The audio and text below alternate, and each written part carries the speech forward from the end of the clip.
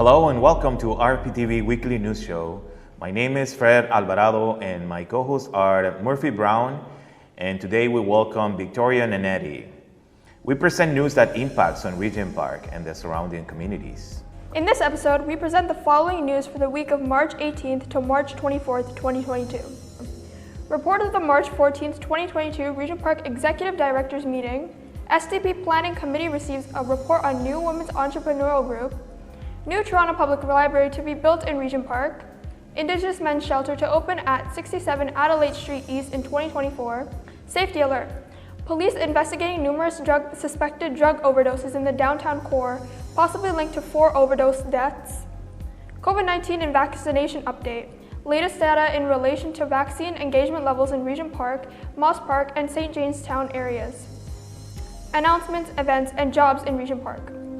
Report of the March 14th, 2022 Regent Park Executive Directors Meeting. The Executive Directors Network, also known as the ED Network, is comprised of executive directors and senior decision makers of community organizations that serve Regent Park. The network meets monthly. The March 14th meeting was facilitated by Jim Nason, a senior manager of St. Jude's Community Homes. Jim is one of the co-chairs of the network, along with Greg Gary, the executive director of K Club. Jim began the meeting with the announcement that he will be leaving St. Jude's Community Homes to take on another position elsewhere, and that the remainder of his co-chair term will be served by the executive director of St. Jude's. This will be his last meeting of the ED Directors Network.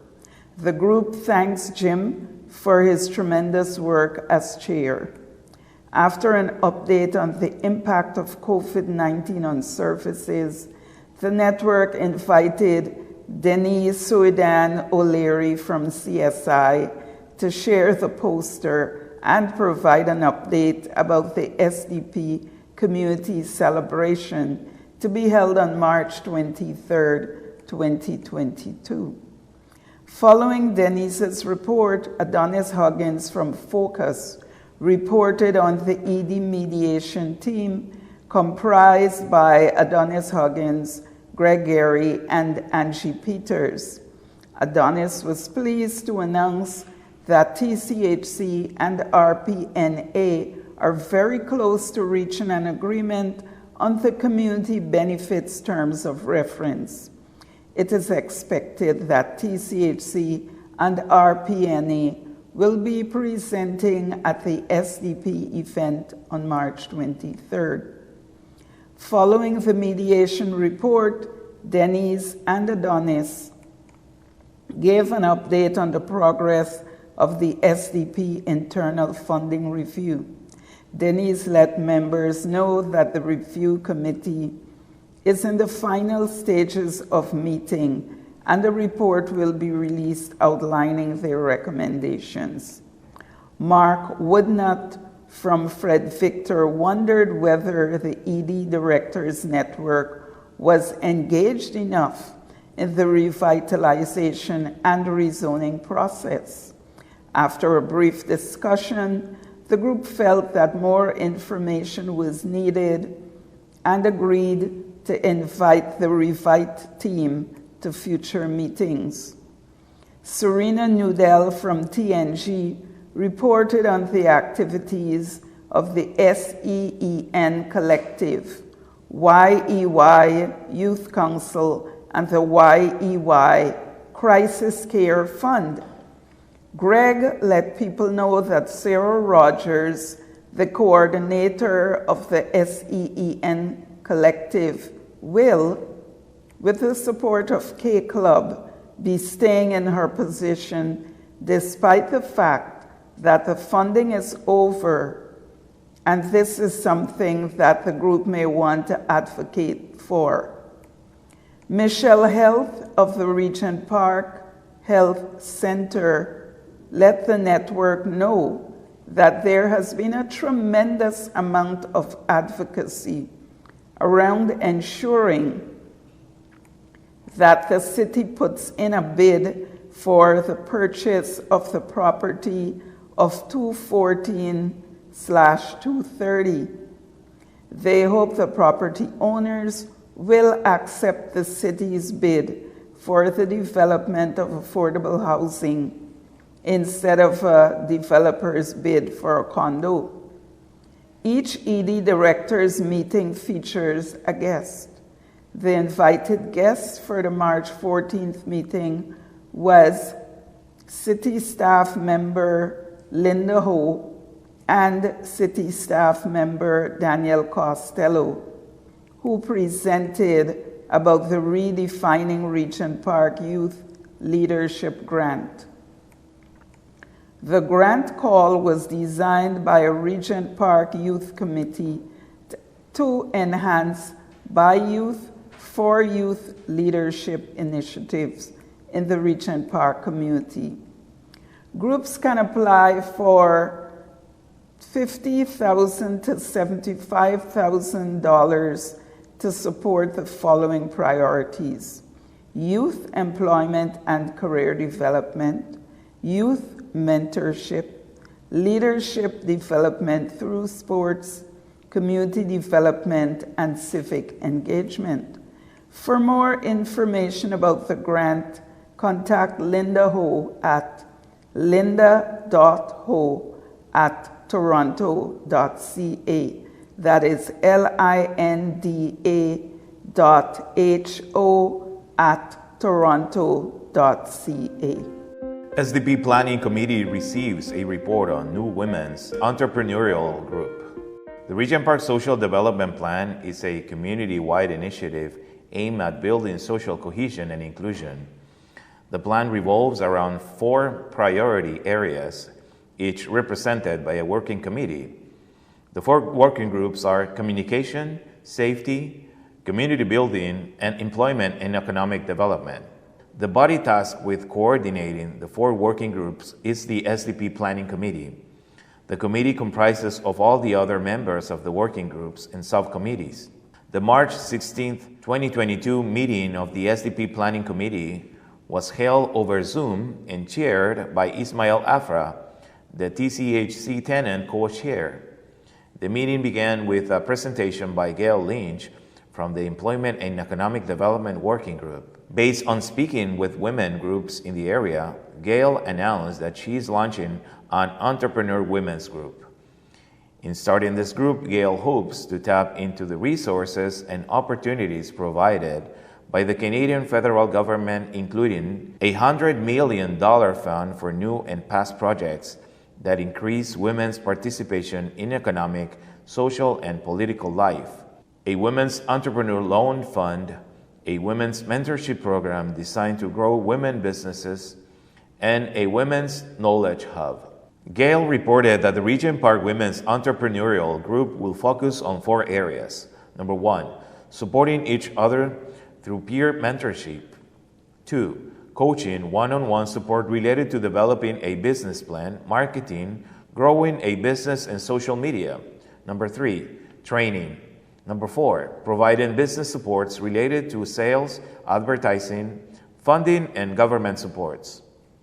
The Regent Park Women's Entrepreneurial Group meets every Friday at 10 a.m. If you're a woman living in the community and are interested in starting your own business, get in touch with Gail Lynch from the Employment and Economic Working Group at regentparkeed@gmail.com. Much of the remainder of the meeting was devoted to finalizing the activities of the upcoming March 23rd SDP celebration. The event is being coordinated by Ibrahim Afra on behalf of the Community Working Group. In addition to food and entertainment, the event will feature a 5-minute presentation by each of the 4 working groups related to their projects and activities over the past year. In addition to the 4 working groups, there will be a presentation by the Planning Committee, Funding Committee, Evaluation, and Benchmark.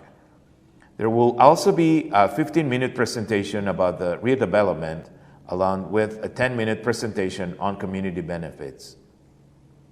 Greg Gary from K-Club reported that Kristen Wontam has been invited to give some opening remarks and are awaiting her response. The last part of the meeting was a discussion about Danielle's Costello role in supporting the SDP. Danielle is the City of Toronto Community Development worker serving the SDP and Regent Park. Several members of the SDP felt that Danielle's role, as presented by City staff Richard Kirwan and Danielle at a previous meeting, was too limited in scope and failed to meet much of the coordination and project management needs of the SDP. Danielle indicated that if the SDP Planning Committee felt that her role and responsibilities needed to be expanded, that she would be happy to take this information back to the city for review. New Toronto Public Library to be built in Regent Park. Toronto Public Library is the busiest urban public library system in the world. Every year, TPL has millions of users visiting its branches and taking advantage of their online services with 100 library branches across the city. On March 8, 2022, Toronto Public Library held an online community information session in relation to Parliament Street branch relocation to Regent Park. The consultation meeting was hosted by Lisa Tosios, area manager for 17 TPL branches in the downtown core, including the Parliament Street branch. After land acknowledgement, Lisa Tosios welcomed and introduced City Councillor Kristen Wontam, Toronto Public Library staff, Toronto Community Housing Corporation staff, and Tridel to help share the presentation. The agenda included 1, City Councillor remarks, 2, overview from Regent Park development phases 4 and 5, 3, Toronto Public Library overview, 4, library services and spaces, 5, capital project planning, and 6, community Q&A session. City Councillor Wontam remarks focused on the ways of reimagining a new contemporary library and the benefits this new community space will bring to Regent Park and surrounding neighborhoods. The revitalization of Regent Park, the rebuilding of libraries, whatever it looks like, it's been always much more than brick and mortar. It's about people. And we only have one chance to deliver the extraordinary community facilities and programs and services that I believe that Regent Park residents really deserve. Peter Zimmerman, Senior Development Manager for TCHC, introduced TCHC and Tridel team and pointed out the importance of the Regent Park rezoning effort to accommodate additional affordable housing and create a community space for the new Toronto Public Library. This is something that's really exciting for us. This is part of the reason why we embarked on this rezoning for Regent Park. This meeting is not about the rezoning, it's about the library, but the rezoning effort was set up specifically to accommodate additional affordable housing and to create space for this new Toronto Public Library. So this is the beginning of a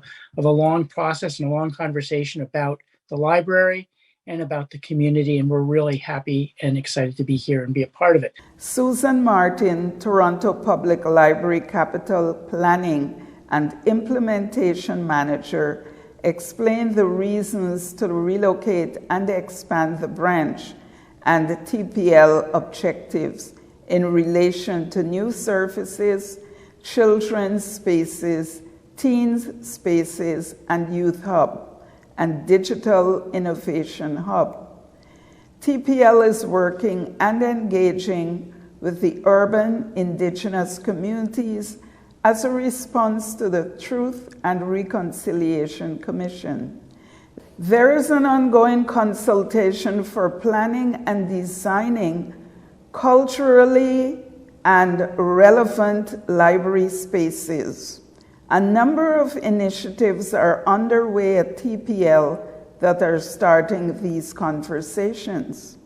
Susan finished a presentation by sharing the capital project planning overview in 3 phases.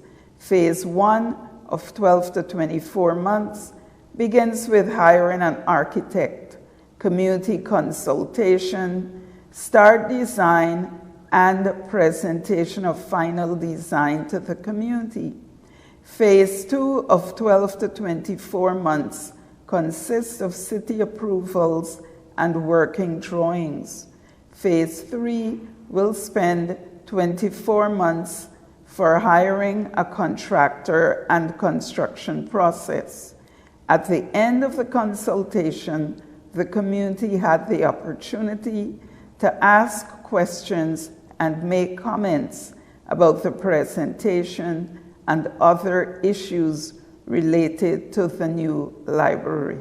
Indigenous men's shelter to open at 67 Adelaide Street East in 2024. The City of Toronto and Namat Res Native men's residents are preparing to open a 75-bed Indigenous, First Nations, Inuit, and Métis men's shelter at 67 Adelaide Street East in 2024, which will be run by Namat Res. The current building is old and part of a heritage conservation district designated under Part 5 of the Ontario Heritage Act. Charles Rosenberg of Hilditch Architect has designed plans for a new exterior featuring the following renovations.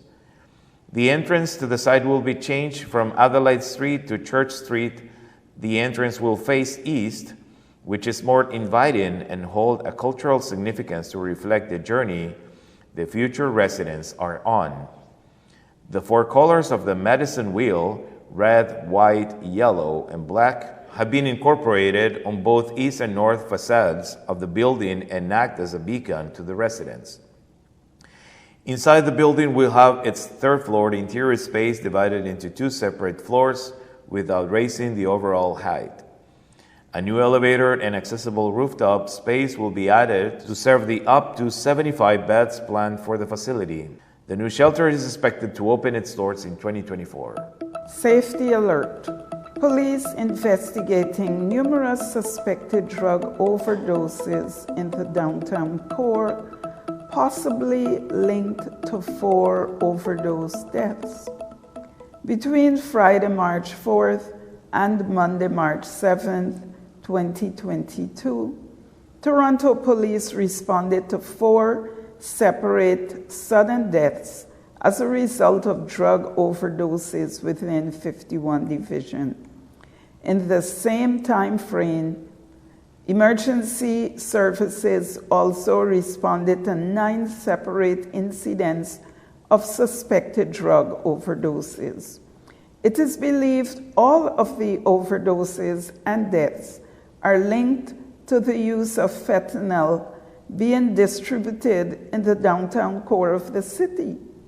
The Toronto Police Service wants to remind people that if they are taking drugs, including fentanyl, to use extreme caution and do not take them alone. If anyone suffers serious illness after consuming a narcotic, they should attend a hospital emergency room, call 911, or go to a walk-in clinic immediately for treatment. For a referral to a substance use treatment facility, visit Connex, Ontario, or call 211. Anyone with information is asked to contact police at 416-808-5100. COVID-19 and vaccination update. Vaccine engagement levels in the Regent Park, Moss Park, and St. Jamestown areas. Even though the government is lifting restrictions of mask wearing and proof of vaccination, COVID-19 is still an issue and vaccine shots are strongly encouraged. Here to share with us the latest data on how Regent Park, Moss Park, and downtown communities are doing related to COVID-19 vaccine shots is Morgan Scalina, Communications and Resource Development Coordinator of Sunshine Centers for Seniors and a member of the Downtown East Vaccine Engagement Consortium. Yeah, so the Downtown East Vaccine Engagement Consortium works to try to increase vaccine uptake around the Downtown East and its different neighborhoods in population groups where there is the lowest uptake. And would you be able to tell us how the Regent Park and Moss Park and St. Jamestown communities are doing related to vaccine shots compared to the city averages? Of course. So the latest data displays a recent decrease in first dose vaccination rate growth across these neighborhoods, while our second dose growth rates in Regent Park, Moss Park, and St. Jamestown have experienced significant growth, mainly amongst children ages 5 to 11 and youth ages 18 to 24. Among the children and youth, we're seeing first dose rates falling 15% or more below the city's overall rates in the 5 to 11 age group in both Regent Park and Moss Park, and youth ages 12 to 24 in Regent Park as well. With second doses, Regent Park is displaying the lowest vaccine rates in the area among children and young adults up to age 24, with the addition of 12 to 17-year-olds, so tweens and teenagers in Moss Park. So to sum up the trends with youth, Regent Park and Moss Park are in need of the most vaccine engagement with their youth and young adults. But when we look at the working age group in this area, we're seeing the same trends for both first and second doses. So adults ages 25 to 29 in Regent Park specifically are experiencing vaccination rates substantially lower than the city, but this age group is also experiencing the most growth in all three neighborhoods when compared to the rest of the working group, which is anywhere from 25 to age 54. So there is still that growth there. The rates are just falling quite a bit lower still than the city. Finally, looking at the senior age group in these neighborhoods, St. Jamestown is experiencing and has been experiencing the lowest vaccine uptake for both first and second doses, falling at least 15% below the city rates here for the seniors aged 80 plus. How this neighborhood is also experiencing the most second dose growth amongst seniors in their mid to late 70s, which is really encouraging to see.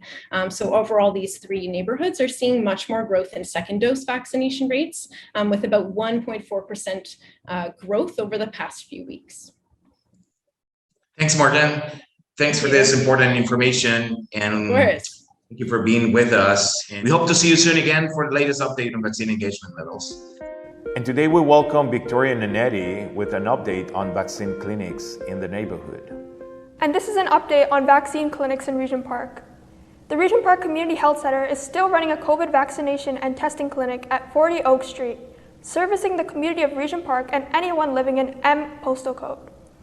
People with no immigration status are welcome at the clinics, as well as people with no fixed address or no identification.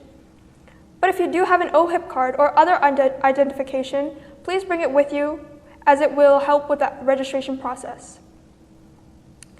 The clinic is fully wheelchair accessible, multilingual, and privacy stations are available. You are welcome to bring up to one support person with you if required, and first, second, third, and fourth doses are being administered.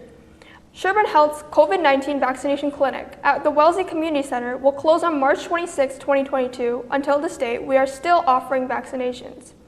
You can book vaccine appointments online on our booking site. We also accept walk-ins. Wellesley Community Center COVID's vaccine clinic is open Thursday, 12:30 p.m. to 7 p.m., Friday, 9:30 a.m. to 4 p.m., Saturday, 9:30 a.m. to 4 p.m. Weekly COVID-19 vaccination clinic at the 519. Access your COVID-19 vaccination at our low barrier drop-in weekly clinic for 2SL LGBTQ plus communities and allies. For ages 12 plus, postal codes starting with M, Moderna and Pfizer are available. Ontario Health Card not necessary, but good to bring along if you have it. First, second, and third doses are available for those eligible. Limited doses, First come, first served. Questions, contact us at community@the519.org.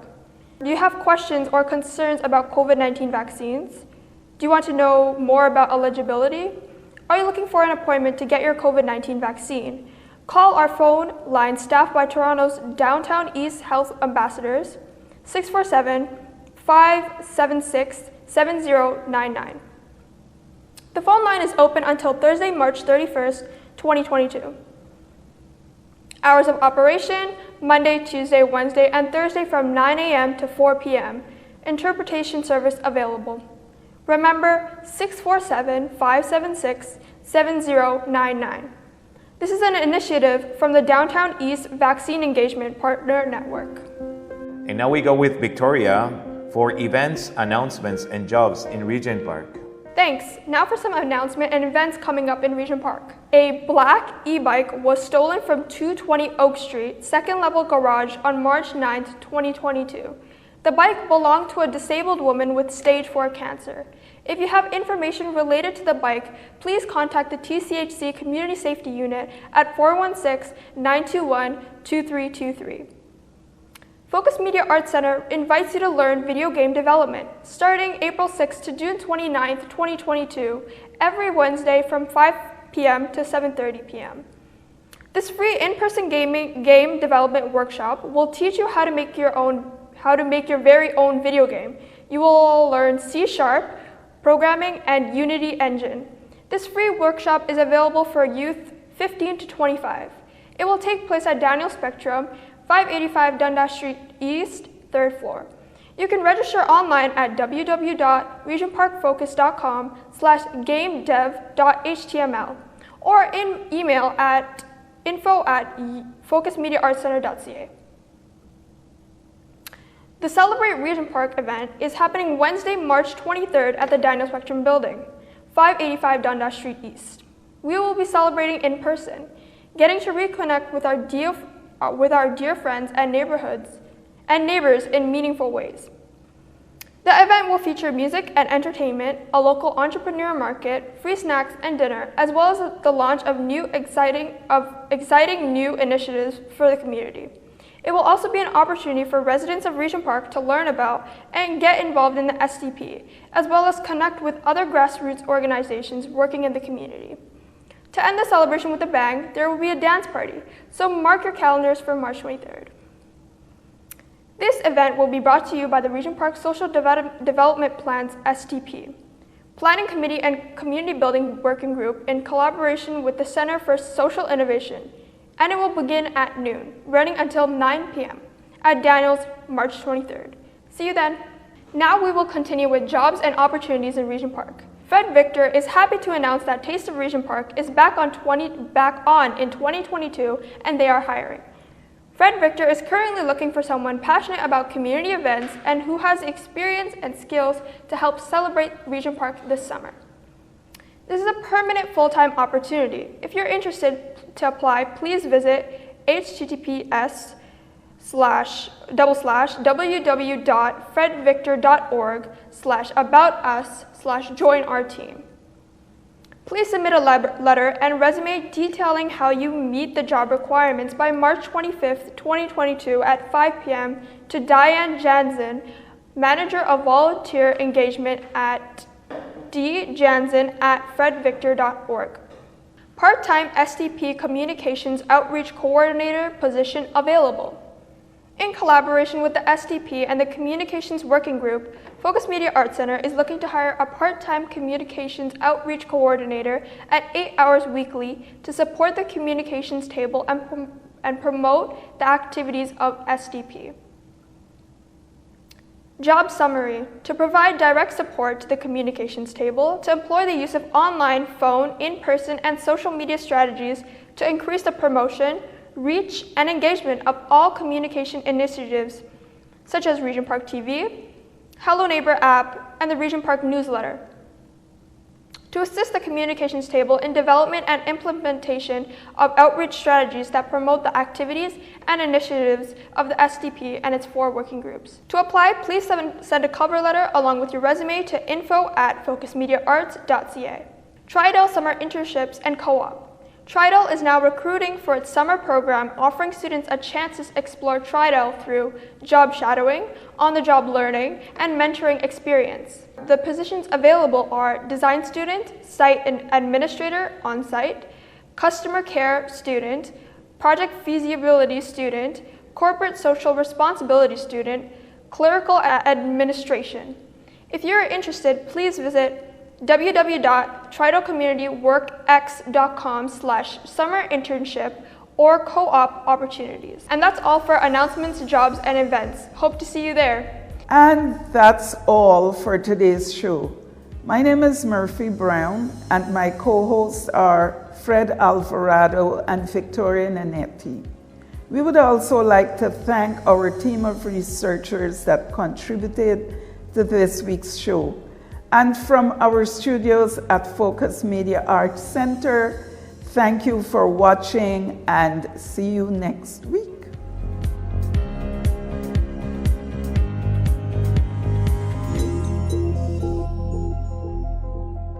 Don't forget to like, comment, share, and subscribe to our YouTube channel, and check out all of our social media platforms. For more information, check out our website.